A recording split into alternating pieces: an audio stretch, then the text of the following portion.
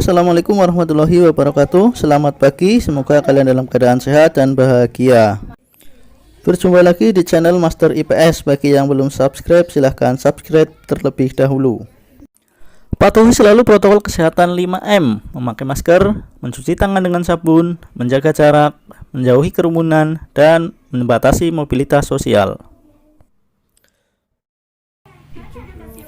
Pergerakan nasional pada masa pendudukan Jepang. Pada materi kali ini yang akan kita pelajari, yang pertama proses penguasaan Indonesia, yang kedua kebijakan pemerintah militer Jepang, dan yang ketiga siap kaum pergerakan. Kita pelajari dari yang pertama, proses penguasaan Indonesia.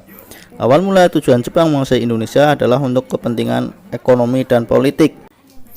Jepang menginginkan bahan baku yang tersedia banyak di Indonesia sebagai bahan baku industrinya. Yang kedua, Jepang juga menginginkan Indonesia sebagai daerah pemasaran hasil industri.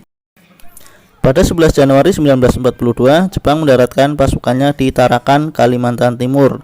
Kemudian pada tanggal 24 Januari 1942, Jepang menguasai kota minyak Balikpapan. Pada tanggal 16 Februari 1942, Jepang berhasil masuk ke Palembang.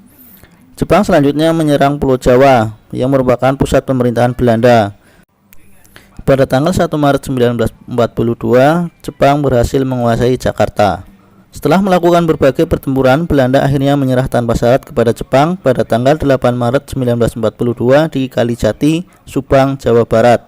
Perjanjian serah terima kedua belah pihak ditandatangani oleh Letnan Jenderal Terpoorten, Panglima Angkatan Perang Belanda, dan diserahkan kepada Letnan Jenderal Imamura, pimpinan pasukan Jepang. Sejak saat itu, seluruh wilayah Indonesia berada di bawah kekuasaan Jepang. Kebijakan pemerintah militer Jepang. Pada saat kependudukannya di Indonesia, Jepang melakukan pembagian 3 daerah pemerintahan militer. Yang pertama yaitu pemerintahan Angkatan Darat Tentara 25 untuk Sumatera dengan pusat di Bukit Tinggi. Yang kedua, pemerintahan Angkatan Darat Tentara 26 untuk Jawa dan Madura dengan pusatnya di Jakarta. Yang ketiga, pemerintahan Angkatan Laut Armada Selatan 2 untuk daerah Kalimantan, Sulawesi, dan Maluku dengan pusatnya di Makassar. Jepang menggunakan sistem pemerintahan berdikari dalam menjalankan pemerintahan di daerah kependudukannya. Artinya, pemerintahan pusat tidak terlalu banyak berperan dalam upaya pemenuhan kebutuhan pasukan di daerah kependudukannya. Jepang melakukan propaganda dengan semboyan 3A, yaitu Jepang Pemimpin Asia, Jepang Pelindung Asia, dan Jepang Cahaya Asia, untuk menarik simpati rakyat Indonesia. Selain itu, Jepang juga memberikan beberapa kemudahan bagi bangsa Indonesia, diantaranya yaitu kemudahan dalam melakukan ibadah, mengibarkan bendera putih yang berdampingan dengan bendera Jepang, serta menggunakan bahasa Indonesia dan menyanyikan lagu kebangsaan Indonesia Raya bersama dengan lagu kebangsaan Jepang Kimigayo. Pembentukan organisasi sosial oleh Jepang. Jepang mendirikan beberapa organisasi sosial, diantaranya yaitu Gerakan 3A, Pusat Tenaga Rakyat, Jawa Hokokai, dan Mas Yumi. Gerakan 3A dipimpin oleh Mr. Samsudin dengan tujuan meraih simpati penduduk dan tokoh masyarakat sekitar. Dalam perkembangannya, gerakan ini kurang berhasil sehingga Jepang membentuk organisasi yang lainnya. Sebagai pengganti Gerakan 3A, Jepang mendirikan Pusat Tenaga Rakyat atau Putra pada tanggal 1 Maret 1943. Gerakan Putra dipimpin oleh tokoh-tokoh nasional seperti Soekarno, Muhammad Hatta, Kiai Haji Mas Mansur, dan Ki Hajar Dewantara atau lebih dikenal sebagai 4 Serangkai. Gerakan Putra cukup diminati oleh kalangan tokoh pergerakan Indonesia. Selanjutnya, pemerintah Jepang membentuk Jawa Hokokai pada tahun 1944. Gerakan ini berdiri di bawah pengawasan para pejabat Jepang. Tujuan pokoknya adalah menggalang dukungan untuk rela berkorban demi pemerintah Jepang.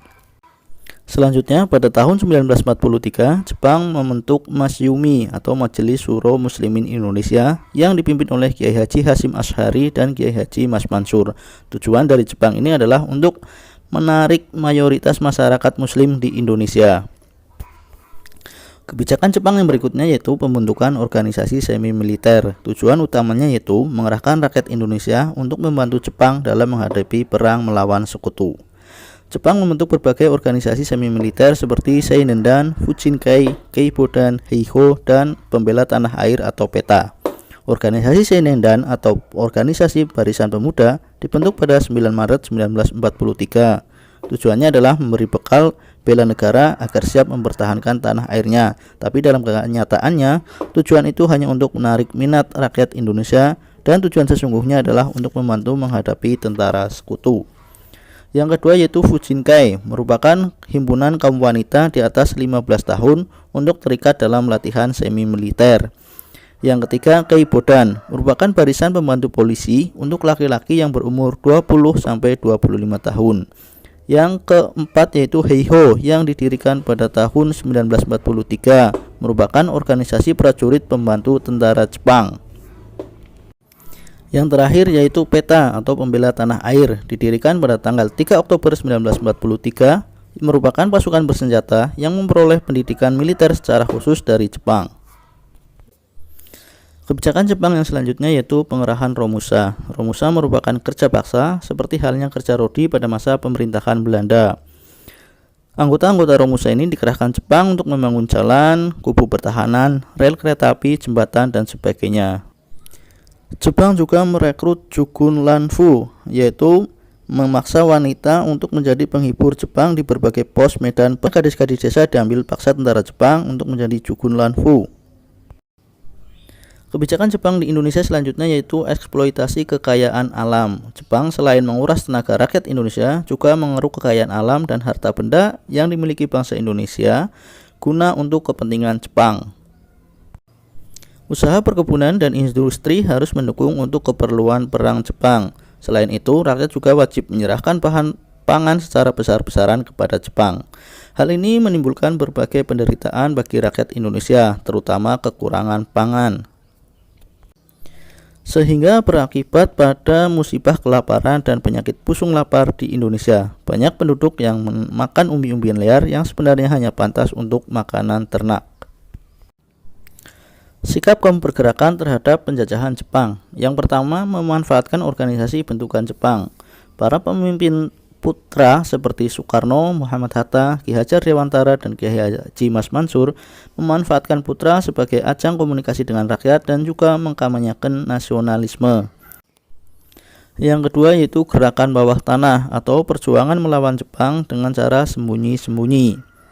Tokoh-tokoh yang termasuk dalam gerakan ini diantaranya itu Sultan Syahrir, Ahmad Suparjo, Soekarni, Ahmad Ramis, Wikana, Hairul Saleh, dan Amir Syarifuddin. Mereka terus memantau perang Pasifik melalui radio-radio. Pada saat itu, Jepang melarang bangsa Indonesia memiliki alat komunikasi.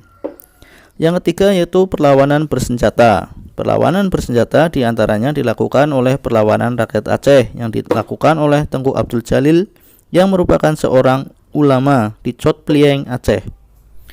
Pada tanggal 10 November 1942, ia melakukan perlawanan dan dalam perlawanan tersebut ia tertangkap dan ditembak mati.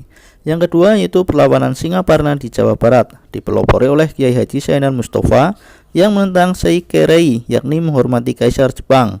Tanggal 24 Februari 1944, meletus perlawanan terhadap tentara Jepang. Kiai Haji Sainan Mustafa dan pengikutnya ditangkap Jepang dan dihukum mati. Yang ketiga yaitu perlawanan Indramayu di Jawa Barat. Pada bulan Juli 1944, rakyat Loh Bener dan Sindang di Indramayu memberontak terhadap Jepang. Para petani dipimpin oleh H. Madrian menolak pungutan padi yang terlalu tinggi. Akan tetapi akhirnya perlawanan mereka dipadamkan Jepang. Yang keempat yaitu perlawanan PETA di Blitar, Jawa Timur. Perlawanan PETA merupakan perlawanan terbesar yang dilakukan rakyat Indonesia pada masa penjajahan Jepang. Perlawanan ini dipimpin oleh Supriyadi pada tanggal 14 Februari 1945. Perlawanan ini berhasil dipadamkan Jepang karena persiapan yang kurang matang. Para pejuang PETA berhasil ditangkap kemudian diadili di Mahkamah Militer di Jakarta. Beberapa di antaranya dihukum mati seperti Dr. Ismail, Muradi, Suparyano, Halir Mangkudijaya, Sunanto, dan Sudarmo. Sementara Supriyadi sebagai pemimpin PETA tidak diketahui nasibnya. Terima kasih sudah menyimak video dari kami. Semoga bermanfaat dan sampai jumpa.